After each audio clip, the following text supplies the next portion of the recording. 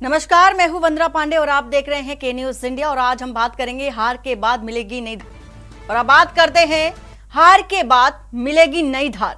UP में BJP की हार को लेकर के लगातार समीक्षा बैठक की जा रही है। जानकारी के मुताबिक जो रिपोर्ट निकलकर सामने आई है वो चौंका देने वाली है। दरअसल हार पर 3 रिपोर्ट तैयार की जा चुकी थी, लेकिन रिपोर्ट की हार की कई वजह भी बताई जा रही है।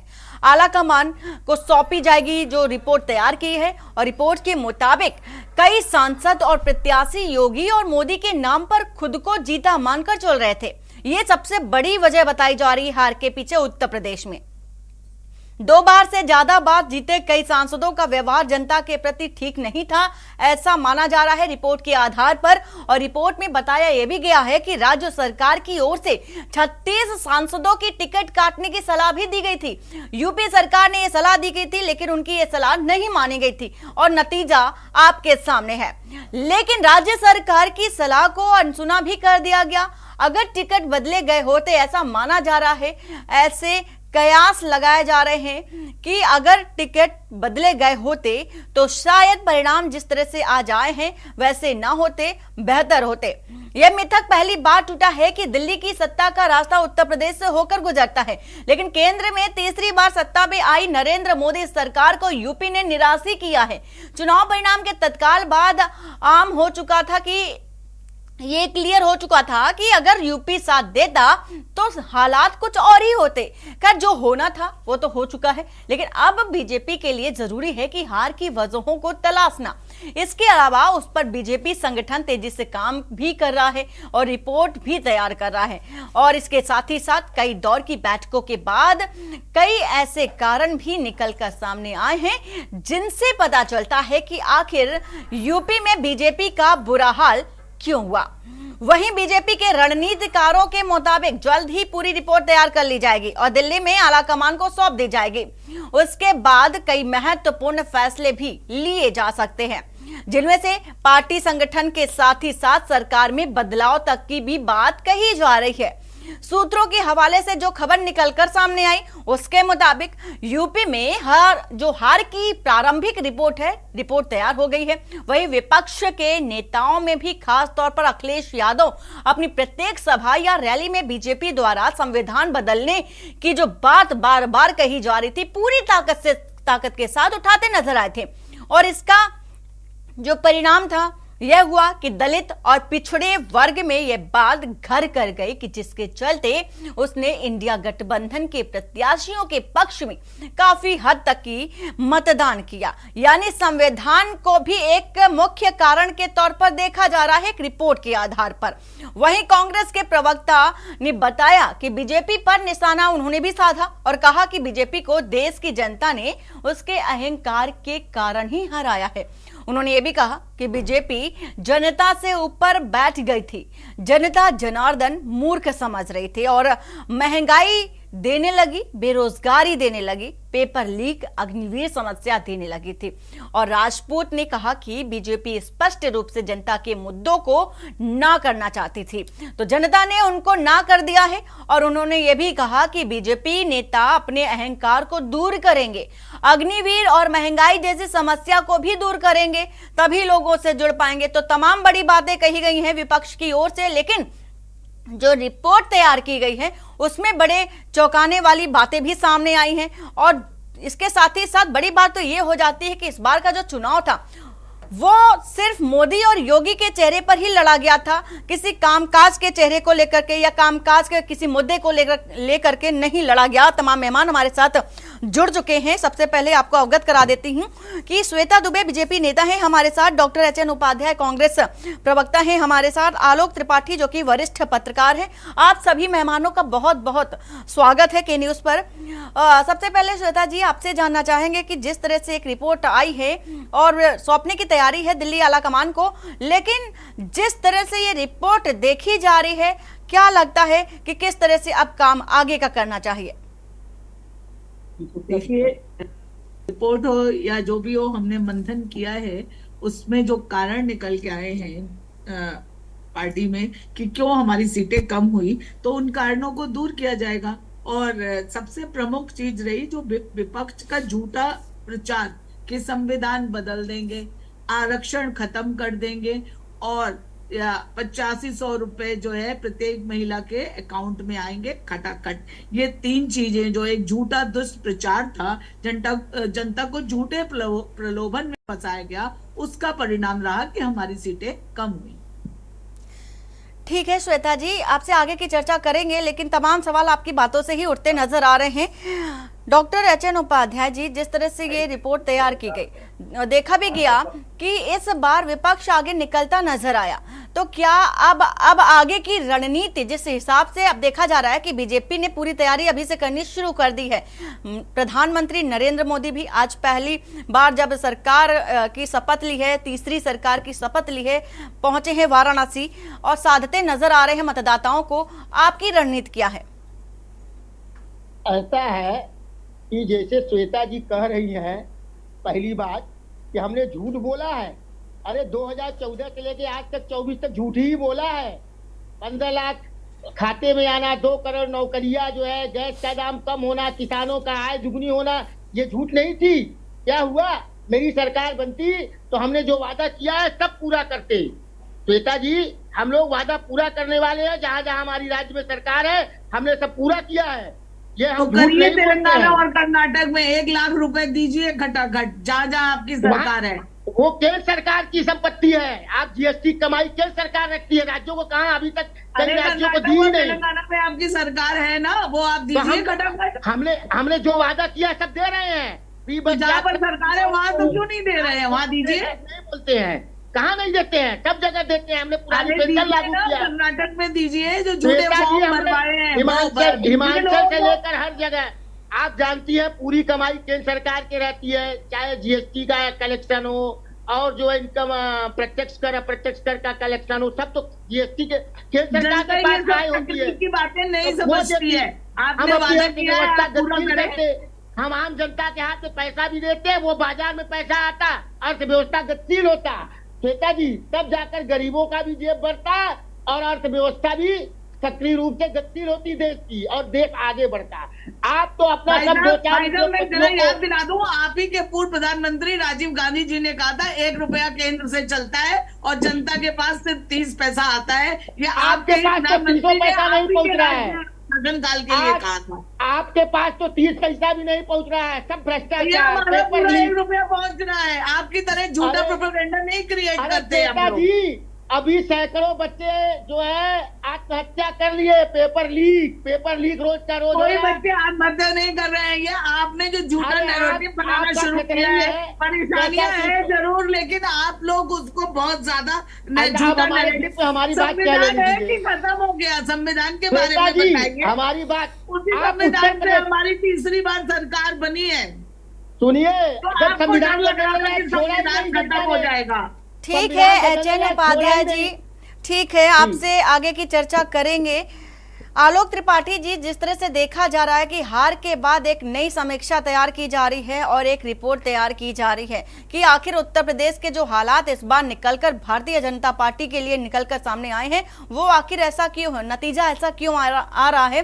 समीक्षा की जा रही है, कई सारे पॉइंट्स भी बनाए गए हैं और उन पॉइंट्स के आधार पर, उन बिंदु के आधार पर देखा जा रहा है कि तैयारी भी जो बीजेपी है कर रही है। तो क्या लगता है, किस नजरिए से देखा जाए कि कहां पर चूक रह गई थी? जिस तरह से लगातार जो विपक्ष है सवाल उठाता नजर आ रहा था और वही जो नतीजा है वो भी निकलकर सामने आया है, जिस तरह के सवाल उठाए जा रहे थे।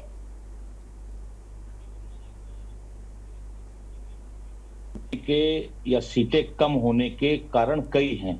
उसमें एक ये भी कारण हो सकता है, जिस तरह से पिछले कुछ वर्षों में भारतीय जनता पार्टी के खिलाफ विपक्ष ने ये आरोप लगाता रहा है सार्वजनिक मंचों से कि ये झूठी पार्टी है, ये झूठ बोलते हैं, झूठ बोल करके इन्होंने जनता को तो वही चीज इस बार विपक्ष जो थी उसने उसी पैटर्न को अपना लिया। ये कह सकते हैं कि अगर भारतीय जनता पार्टी को 400 सीटें इसलिए चाहिए कि वो संविधान बदल देगी, तो ये जो चीज थी, ये वो भी उस जो भारतीय जनता पार्टी पिछले कुछ वर्षों से करती आ रही, जैसा विपक्ष कहता था, तो वही काम इस बार इंडिया गठबंधन ने किया और उसका फायदा मिला। दूसरी चीज क्या है कि आप जनता के बीच में है, जनता आपको वोट देती है। जनता अगर आपके मुद्दों से नाराज है, उसको लग रहा है कि महंगाई है, उसको लग रहा है कि बेरोजगारी है, रोजगार नहीं मिल रहा है, तो आप उसको देशभक्ति का पाठ नहीं पढ़ा पाएंगे। भूखे पेट किसी की देशभक्ति नहीं याद आती है। तो ये जो कई मुद्दे थे। दूसरी, आप बहुत बड़ी संख्या में बाहर से आए लोग आपकी पार्टी में आ गए और उस कारण से जो आपकी पार्टी के जो लोग थे, भारतीय जनता पार्टी के जो मूल कार्यकर्ता थे, उनकी उपेक्षा हुई। चाहे सीतापुर का मामला देख लीजिए, वहां पे जो भारतीय जनता पार्टी के लोग थे उन्होंने ही विद्रोह किया, उन्होंने ही भारतीय जनता पार्टी के प्रत्याशी को हराने में भाजपा के ही लोगों का सबसे बड़ा योगदान रहा। और यही कारण है कि मैंने इसी चैनल पे कहा था चुनाव के दौरान कि अगर सीतापुर जैसे लोकसभा क्षेत्र में मुख्यमंत्री को 4-4 बार जनसभा करने जाना पड़ रहा है, प्रधानमंत्री को आना पड़ रहा है, गृह मंत्री को आना पड़ रहा है, इसका मतलब वहां की स्थिति ठीक नहीं। और ये समय रहते अगर नहीं कर पाए तो उसका नतीजा ये रहा कि वहां की सीट भाजपा हार गई। तो ये कई कारण ऐसे रहे। भारतीय जनता पार्टी को उस पर मंथन करना पड़ेगा कि हम जो मुद्दे उठा रहे हैं, हम जो काम कर रहे हैं, वो जनता संतुष्ट है कि नहीं। क्योंकि जनता क्या चाहती है? जनता चाहती है उनको रोजी रोटी मिले, स्वास्थ्य मिले, शिक्षा मिले। अगर हम ये 3 चीजें ही उसको नहीं दे पा रहे हैं तो उससे कोई फायदा नहीं है। आप कितनी भी देशभक्ति की बात करिए, कितनी भी अयोध्या की बात करिए, उसका नतीजा ये चुनाव परिणाम होगा। और ये भारतीय जनता पार्टी को जनता ने एक मौका दिया है कि आपको अभी कुछ सीटें कम देकर के सरकार तो बनवाई है, इसलिए कि जनता कहती है कि हमने आपका अहंकार कम किया है। अगर उसके बाद भी आपकी स्थिति ऐसी ही रहेगी तो वो सत्ता से भी आपको बाहर कर सकती है। तो इसलिए आप जनता की सुनिए, जनता की समस्याओं को जाइए। जिस तरह से सरकार बनने के बाद यूपी में मुख्यमंत्री योगी आदित्यनाथ जी ने जनता दर्शन शुरू करवाया, सभी को आदेश दिया कि अपने अपने क्षेत्रों में जनता दर्शन करिए, प्लस वीआईपी कल्चर पर रोक लगाने का काम किया अपराधियों के खिलाफ, तो वो फिर उसी पैटर्न पे आए हैं। तो कहीं ना कहीं उनका क्रेज तो है, लेकिन मोदी का क्रेज कुछ कम हुआ है पूरे देश भर में, और जिसका परिणाम रहा कि जो लोग उनके भरोसे चुनाव लड़ते थे और इस बार उनके भरोसे चुनाव में मैदान में गए और उसका नतीजा उनको हार से करना पड़ा। बिल्कुल, और देखा भी यही गया 2024 के लोकसभा चुनाव में जिस तरह से बीजेपी को हार का सामना करना पड़ा या कम वोटों से ही संतुष्टि करनी पड़ी। ये कहा जा सकता है कि जो मेन मुद्दे थे उन पर ध्यान नहीं दिया गया। श्वेता जी, जिस तरह से जो जनता है आम जो मूलभूत चीजें थी, मूलभूत जो सुविधाएं थी, जरूरी चीजें थी, उसकी मांग कर रही थी, लेकिन उस पर ध्यान नहीं दिया गया। और ये कहा गया आपकी पार्टी की ओर से कि ये सिर्फ विपक्ष का एजेंडा है, जनता ऐसा कुछ नहीं चाहती। तो नतीजा भी देखने को मिला है, क्या कहना चाहेंगे? जी, जनता को जो भी परेशानियां हैं, देखिए महंगाई है, थोड़ी बढ़ी हुई है, मौसम की मार भी है, तो कई तरह की समस्याएं हैं। और हमारा जो मंथन और चिंतन चल रहा है जिससे कि हमारी सीटें कम हुई हैं, तो निश्चित रूप से हम जनता की इन परेशानियों को समझेंगे और उन्हें दूर करने का प्रयास किया जाएगा। श्वेता जी, यहाँ पर यह भी समझने वाली बात है कि जिस तरह से हर बार जनता अपनी बात उठाती रही है, प्रदर्शन के माध्यम से भी, रोष के माध्यम से भी, लाठी चार्ज भी उन पर किया गया, लेकिन बावजूद इसके उनकी बात नहीं सुनी गई। यही आक्रोश था जो कि निकल कर सामने आया। क्या लगता है कि तभी ये मुद्दे नहीं सुलझा लेने चाहिए थे? क्या लगता था कि इस बार भी ऐसा कुछ नहीं चल रहा है, सिर्फ विपक्षी एजेंडा बना रहा है, जनता पूरी तरह से संतुष्ट है आपसे? नहीं, ऐसी बात नहीं है। जनता की समस्याओं को जहां तक है हमने समझा है और दूर करने का प्रयत्न किया है, लेकिन जनसंख्या और भी बहुत सारी चीजें ऐसी हैं कि सारी समस्याओं को एकदम से दूर नहीं किया जा सकता है। और रही बात, हाँ, हमारी जो अपेक्षित परिणाम थे जो हमारी आशा के अनुरूप नहीं आए, लेकिन इसका ये मतलब नहीं है कि हम हार गए हैं। तीसरी बार सरकार हमारी ही बनी है, तो इसलिए अगर जो सीटें हमारी कम हुई हैं और उस क्षेत्रों में और समस्त उत्तर प्रदेश में जनता की जो भावना है, जन भावना को हमारे मुख्यमंत्री योगी जी समझने के लिए बैठक कर रहे हैं, चिंतन कर रहे हैं, मंथन कर रहे हैं। और अभी हमारे पूर्व प्रवक्ता ने जो बताया कि जो जनता दर्शन लगाया का वो फिर से शुरू किया गया है। और देखिए, योगी जी और मोदी जी को जनता ने नहीं नकारा है। जो स्थानीय सांसद थे जिनकी सीटें टिकट नहीं चेंज की गई, उनकी टिकट नहीं काटी गई और 10 साल की थोड़ी एंटी इनकम्बेंसी भी थी स्थानीय अपने नेता के प्रति, वो भी इसमें सामने आया है, जैसे कि सीतापुर का उदाहरण भी दिया भाई साहब ने। तो इन सब चीजों को अब दूर करना होगा, तभी हम 2027 को जनता ने मोदी और योगी के चेहरे को नहीं नकारा है, लेकिन ये देखा जा रहा है कि मोदी और योगी के चेहरे पर जो लोग वोट लड़ रहे थे, जो लोग चुनाव लड़ रहे थे, उनका चेहरा सामने ला दिया है जनता ने जी, क्योंकि ये साबित हो रहा है कि जो छोटी छोटी इकाई होती है कार्यकर्ताओं के जरिए जो भी प्रत्याशी थे, उनका कोई भी काम जनता के पास जो है वो नहीं पहुंचा। जनता के लिए उन्होंने कोई काम नहीं किया, जिसका नतीजा इस तरह से आया। मैं थोड़ा संशोधन करना चाहूंगी, कोई काम नहीं किया की बात नहीं है। देखिए 5 साल में एक भी काम ना हुआ, ऐसा तो नहीं हो सकता है। लेकिन जो चीजें जरूरी थी, मूलभूत जो चीजें जरूरी थी वो तो नहीं मिली। हो पाई। रोजगार जरूरी होता है, नहीं मिला। महंगाई अभी चरम सीमा पर है। कोई भी पार्टी नहीं दे सकती है, ये बात कह देना अलग बात है और जमीनी स्तर पर उतारना अलग बात है। ये आप भी समझती हो, तो फिर आप भी नहीं दे पाएंगे। वो ये इस बात को समझते होंगे अवश्य। और बात कर रहे हैं हार के बाद मिलेगी नई धार, और हमारे साथ तमाम मेहमान भी जुड़े हुए हैं। श्वेता जी, आपसे बात कर रहे थे, जिस तरह से हम चर्चा कर रहे हैं कि जिस तरह से उत्तर प्रदेश में ये हार मिली है, एक नई धार देने की जरूरत है। ये धार किस तरह से दी जाएगी? देखिए, हम तो वैसे ही 365 दिन काम करते हैं, लेकिन अगर हमारे में कमी रही तभी तो हमारी सीटें कम हुई, तो हम उन कमियों को जमीनी स्तर पर दूर करेंगे। केवल बातें करने से या बैठक करने से काम नहीं चलने वाला है। हमको जमीनी स्तर पर उतरना है, प्रत्येक कार्यकर्ता को जन जन तक पहुंचना है और उनकी समस्याओं को समझकर दूर करने का प्रयत्न करना ही पड़ेगा, उनको दूर करना ही पड़ेगा। तभी हमारी पुनः जो हमारा लक्ष्य है 2027, उसको हम पा सकेंगे। बिल्कुल श्वेता जी, माफी के साथ आपको रोकना चाहूंगी। एक बार फिर से जंतर मंतर चलते हैं, जहां पर नीट परीक्षा को लेकर जो धांधली हुई थी, वहां पर प्रदर्शन चल रहा था। अभी कुछ ही देर बाद फिर से तस्वीरें आपको दिखाएंगे। फिलहाल बात कर रहे हैं हार के बाद मिलेगी नई धार पर, हम आज चर्चा कर रहे हैं। श्वेता जी से बात कर रहे थे। श्वेता जी, अपनी बात पूरी कीजिए।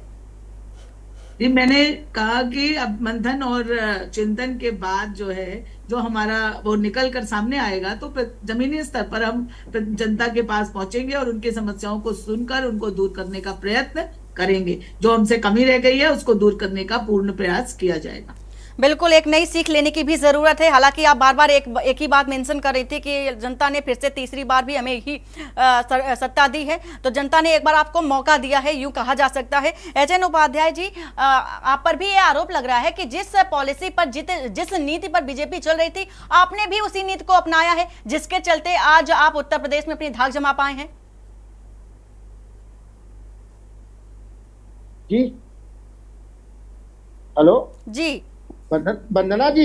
जी, ऐसा है कि जैसा श्वेता जी कह रही थी हमारी बहन, कि रोजगार कोई सरकार पूरा नहीं कर पा रही है, कर पाएगी, तो जो रोजगार नहीं दे सकती वो सरकार निकम्मी है, उसको बदलनी जरूरी है। 2014 से पहले 6 से 7% लगभग रोजगार की दर थी, अब माइनस में जा रही है। कैसे नहीं दे सकती है? अब जब हमारे युवाओं की आकांक्षाएं पूरा नहीं होगी तो सरकार चलाना जो है बेकार है। ऐसी सरकार बनाना चाहिए, बनाएंगे, युवा को नौकरी नहीं दी, लेकिन ये जोड़ तोड़ सरकार करके बना रहे हैं, जिसके लिए दरवाजे बंद कर दिए थे, जिसके लिए जो सबसे बड़ा भ्रष्ट बता रहे थे आंध्र प्रदेश में, कह रहे थे कि सबसे अधिक बदलने वाले पाला, इतना जो है खराब जो है कोई नेता नहीं है। चंद्रबाबू नायडू के लिए कहा था अमित शाह जी ने, उन्हीं से गठबंधन, उन्हीं से गलबैया करके सरकार बनाई है। तो ये इनका स्वार्थ जहां पूरा होगा वह कहीं भी गिर सकते हैं। कभी 2-3 उद्योगपतियों को गलत लाभ देंगे और कभी जो है नेताओं का गलबैया करने लगेंगे। देख लीजिए, चंद्रबाबू नायडू से मोदी जी ऐसा मिल रहे थे जैसे कि अब पीठ पर छुरा भोंकने ही वाला है एक दूसरे को, या चंद्रबाबू नायडू जी भूकेंगे या तो मोदी जी, लेकिन ज्यादातर मोदी जी की छुरा भोंकने का जो इतिहास रहा है। ऐसा लग रहा है कि पीठ पर भोंकने ही वाले हैं। तो इनकी क्या बात किया जाए, इनकी सरकार जो है ऐसे भी ज्यादा नहीं चलने वाली है। जहां तक उत्तर प्रदेश की बात है, आप 7 साल में न एक रोजगार दे पाए, न कुछ कर पाए, न एक परीक्षा कराए वो भी लीक हो जा रहा है, पेपर लीक, बताइए। और आप पुलिस में भी जो है कॉन्ट्रैक्ट की नियुक्ति, जैसा कि यूट्यूब आदि पर चल रहा है, सोशल मीडिया पर, इनका करने का विचार है। जब पुलिस में कॉन्ट्रैक्ट इनका नौकरी देने का विचार है, तो बताइए अपराधी कैसे लगाम लगा पाएंगे? 4 साल जिसकी नौकरी रहेगी वो अपनी जान क्यों देने जाएगा? क्या वो मिलकर अपराधियों से अपना काम, अपना लाभ नहीं लेंगे? बताइए, इनकी यही सोच है रोजगार के प्रति, युवाओं के प्रति, छात्रों के प्रति है। छात्र विरोध करते हैं तो लाठीचार्ज किया जाता है, जेल में बंद किया जाता है। तो ऐसी सरकार अब जाने वाली है। पहले उपचुनाव में हम जो है इनको सभी सीटें हराएंगे, उसके बाद 27 में उत्तर प्रदेश में बाहर कर देंगे इनको। अब ये कुछ भी कर एचएन उपाध्याय जी, इसीलिए लगता है कि आप भी बड़े कॉन्फिडेंट हैं और राहुल गांधी भी वायनाड छोड़ करके अब सीधे सीधे रायबरेली आ गए हैं, क्योंकि 2019 में देखा गया था कि अमेठी में जिस तरह से उनको हार मिली थी बीजेपी से, तब शरण वायनाड ने दी थी। अब चूंकि अब देखा जा रहा है उसी सीट को छोड़ करके रायबरेली आ रहे हैं, पूरी तरह से कॉन्फिडेंट हैं आप? सही बात है, अमेठी में हार मिली थी, वायनाड की जनता ने वहां आशीर्वाद दिया था। विपरीत परिस्थितियों में तो राहुल जी को दोनों सीट में से एक सीट चुनने में बहुत समस्याएं थी, दोनों अपना परिवार। एचएन उपाध्याय जी, माफी के साथ आपको रोकना चाहूँ, और हार के बाद मिलेगी नई धार, इस पर हम चर्चा करें। हमारे साथ तमाम मेहमान हैं। और एचएन उपाध्याय जी, जिस तरह से आप रोजगार की बात कर रहे थे, तो कर्नाटक के हालात भी देखे गए, वहां पर कितने रोजगार दे दिए गए, वहां पर किसकी सरकार है? हिमाचल की बात कर रहे थे, कितने रोजगार दिए? नहीं तो वंदना जी, कर्नाटक में अभी बनी सरकार कितनी हुई? कितने दिन हुए? हिमाचल में बनी कितने दिन हुए? तो रोजगार के लिए क्या नीति बनाई, क्या कोई पॉलिसी, कोई रणनीति बनाई है? तब से लोकसभा चुनाव का आ गया, आचार संहिता लग गया, और जो मिला उनको मौका रोजगार दिया गया, उनके लिए सभी सुविधाएं दी गई। अभी देखिए कर्नाटक में जो हमारे असंगठित क्षेत्र के काम करने वाले लोग हैं, उनके लिए सुरक्षा बीमा का प्रायोजन किया गया, और पेट्रोल के दाम भी बढ़ा दिए गए हैं कर्नाटक और हिमाचल प्रदेश। श्वेता जी, पेट्रोल के दाम बढ़ा दिए गए, 70 से 100 रुपया कर दिया। तो नहीं कहा आपने पेट्रोल के दाम? आप कर्नाटक और हिमाचल की बात नहीं कर रहे, फिर से पेट्रोल डीजल पर आ गया जब आपकी बात आई, और कर्नाटक में अभी बनी सरकार तो है नहीं। चलिए ठीक है। आलोक त्रिपाठी जी, जिस तरह से चर्चा कर रहे थे, एक नई धार देने की जरूरत है उत्तर प्रदेश में भारतीय जनता पार्टी को। एक पत्रकार के नजरिए से अगर देखा जाए तो क्या लगता है कि किस तरह से नई धार देने की जरूरत है अब भारतीय जनता पार्टी को? देखिए वंदना जी, अगर भारतीय जनता पार्टी को लेकर के चिंतित है, स्वयं को, पार्टी को लेकर के और सरकार को लेकर के, तो उनको सबसे पहले तो मेरी जो जानकारी, मुझे जो लगता है कि आपको जो अपने ब्यूरोक्रेट्स हैं उन पे लगाम लगानी होगी, क्योंकि आपके भारतीय जनता पार्टी की, मैं हर बार ये कहता हूं कि जब जब सरकार आती है तो इनके ब्यूरोक्रेट्स हावी हो जाते हैं और वो जनता के नहीं जुड़े होते हैं, उनको जनता से कोई मतलब नहीं होता। जो जनता से जुड़ा कौन होता है? जनप्रतिनिधि। तो जब तक जनप्रतिनिधि की भावनाओं का ख्याल नहीं रखेंगे, लेकिन होता क्या है, भारतीय जनता पार्टी की सरकारों में ब्यूरोक्रेट्स चाहे रिटायर हो जाते हैं तो उनको भारतीय जनता पार्टी में शामिल हो जाते हैं, वो जनता को समझते नहीं है और वो गलत राय, गलत तरीके से आपको फीडिंग देते हैं, और उसका नतीजा जब चुनाव होता है तो जनता उसके बदले में देती है। तो इस पे आपको अंकुश लगाना होगा। मीडिया पे आपने अंकुश लगा दिया, मीडिया को बंद करने की तैयारी पूरी चल रही है। तो ये सच्चाई क्या है? आप इस तरह से आप दबाएंगे सच्चाई को, तो ऐसा नहीं कि आपको दबाने से दब जाएगी, उसका कहीं ना कहीं रिजल्ट मिलेगा। तो आप उसको दबाने से बजाय मीडिया को दबाइए मत, आप उनकी जो सच्चाई है उसको स्वीकारिए और उसको अमल में लाइए कि हम जो कमी है हम उसको दूर करेंगे। मीडिया आपकी विरोधी नहीं है, मीडिया जो जमीनी हकीकत देखती है वो उससे सरकार को रूबरू कराती है। तो आप उनको देखिए, आप जनता की भावनाओं को देखिए, आप अपने कार्यकर्ताओं को देखिए जो इतने वर्षों में आपके निगमों के, आपके तमाम आयोगों के पद खाली हैं, आप अपने कार्यकर्ताओं को उसमें समायोजित नहीं कर पाए। ये सबसे बड़ा फेल्योर है आपकी सरकार का। आप अपने लोगों को ऑब्लाइज तो करिए, वो दिन रात आपके लिए दरी बिछा रहे हैं, लेकिन जब सत्ता मिलती है तो आप किनको ऑब्लाइज करते हैं? ब्यूरोक्रेट्स को, ऐसे जो दूसरे पार्टी से आए उनके नेताओं को। तो कहीं ना कहीं अपनी उपेक्षा ये जब आती होती है तो आदमी बहुत आहत होता है, और जब आहत होता है तो उसको इंतजार होता है चुनाव का कि चुनाव आने दीजिए, हम रिजल्ट देंगे आपको, हम आपको बताएंगे। तो भारतीय जनता पार्टी को भी लोगों ने बताया है। तो आपको चाहिए कि सरकार बनने के बाद आप जनता के बीच जाइए, जनता के मुद्दों को उठाइए और मीडिया पे अंकुश मत लगाइए। आप मीडिया ही एक ऐसी चीज है, आईना है, जो आपको हर पूरे प्रदेश का, पूरे देश का आईना आपको बिल्कुल बड़ी बात कही है आपने। मीडिया जो है एक आईना है जो कि दिखाता है कि समाज में चल क्या रहा है। आप इसके साथ ही साथ श्वेता जी, जिस तरह से देखा गया था कि 36 सांसदों के टिकट काटे जाने की बात यूपी सरकार ने की थी, लेकिन उनकी बात नहीं मानी गई, ऐसा क्यों रहा?